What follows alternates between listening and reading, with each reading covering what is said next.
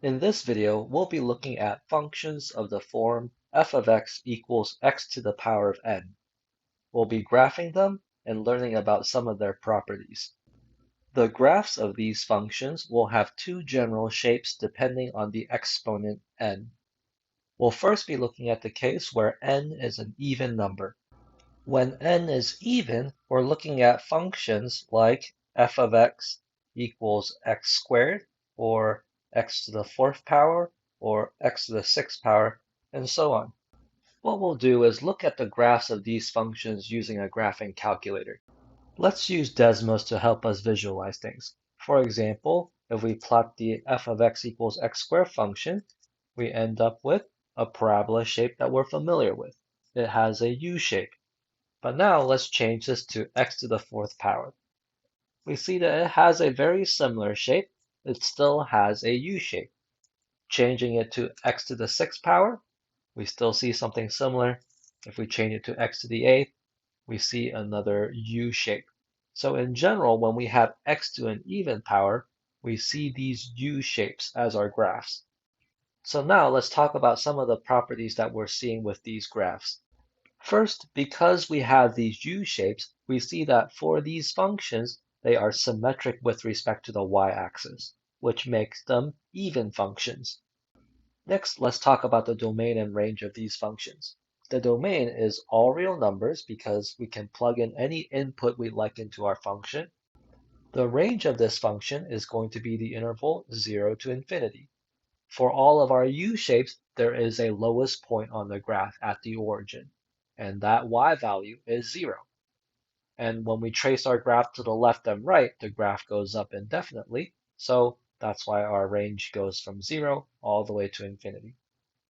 The last thing that we'll talk about is something called the end behavior. The end behavior describes what happens to our function when we trace to the right and when we trace to the left. So if we trace our graph to the right, you'll notice that our graph goes upwards. So here we've written down the description. As we trace to the right, the graph goes up. Now this description takes a while to write out. So instead we have a shorthand notation to describe this. Instead of writing down as we trace to the right, our shorthand notation for this is as x goes to infinity.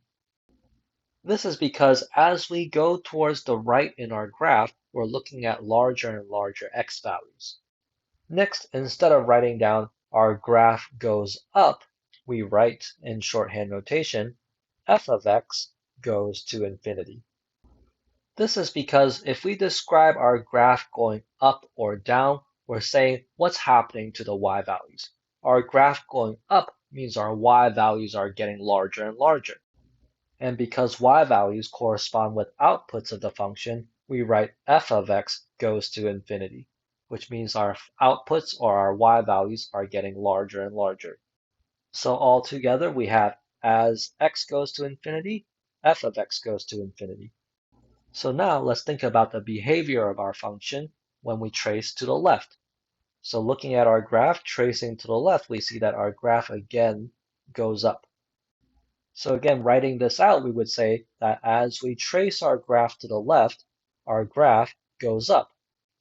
So now let's see what this looks like in our shorthand notation. Instead of writing as we trace our graph to the left, we would write as x goes to negative infinity. This is because when we trace to the left of the graph, our x values are getting smaller and smaller, going towards negative infinity. And then instead of saying that our graph goes up, we would write in shorthand notation, f of x goes to infinity. Again, when our graph goes up, it means my y values are getting larger and larger. And since y values correspond with outputs, we say that f of x goes to infinity to indicate that it's getting larger and larger. So altogether, we write as x goes to negative infinity, f of x goes to infinity. So we now know what the graph of f of x equals x to an even power looks like. It has this U shape. Next, let's look at f of x equals x to an odd power. When we look at f of x equals x to the power of n, and n is an odd number, we're looking at functions such as f of x equals x cubed, or x to the fifth power, or x to the seventh power, and so on. Again, let's graph these functions on a graphing calculator to get a sense of what they look like. So let's start by graphing the x cubed function. We get a shape that looks like this. If we go to x to the fifth power, it has a very similar shape. Going to x to the seventh power, again we see a very similar shape. Going all the way to x to the ninth power, we see something similar yet again. So let's describe some of the properties that we're seeing here. First off, you might notice that when we have x to an odd power, our graphs are symmetric with respect to the origin, which makes them odd functions. Next, let's talk about the domain and range. The domain of such a function is again going to be the interval negative infinity to infinity, because we can plug in any input we want into this function. To determine the range of our function, we want to look at the graph. We see that when we trace our graph to the left, the graph goes down indefinitely, which means that there's no lower bound for my y values. If I trace my graph to the right, we see that the graph goes up indefinitely, so there's no upper bound for my y values, which means that our range is the interval negative infinity to infinity. Lastly, let's talk about the end behavior of our graph. So again, when we talk about end behavior, we want to describe what's happening to our graph when we trace to the right and when we trace to the left. If we trace our graph to the right, you see that our graph goes up. So in our shorthand notation, we would write something like this. As x goes to infinity, meaning as we trace our graph to the right, f of x goes to infinity, which means that our graph goes up because f of x are the outputs of my function, or the y values. Going to infinity means they're getting larger and larger. Now let's describe what's going on when we trace our graph to the left. So tracing our graph to the left, we see that our graph goes down. So in our shorthand notation, we would write as x goes to negative infinity, meaning as we trace our graph to the left, we would say that f of x goes to negative infinity to indicate that our graph goes down. Again, f of x are the outputs of my function, or the y values, and saying that they go to negative infinity means they're getting smaller and smaller, which means our graph is going down. One thing to note is that f of x equals x to an odd power also includes x to the first power. Now we didn't draw a graph of this because that's just a straight line, but you might notice that it fits all of these descriptions. The function f of x equals x to the first power has a graph that's just a diagonal line.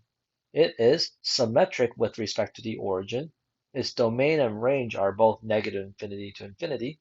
And for the diagonal line, when we trace our graph to the right, it goes up. When we trace our graph to the left, it goes down. So now we know what f of x equals x to an odd power looks like. In this video, we looked at the functions f of x equals x to some power, and their graphs fall into two categories. When the power is even, we have a U shape, and when it's odd, we see a shape that looks like this.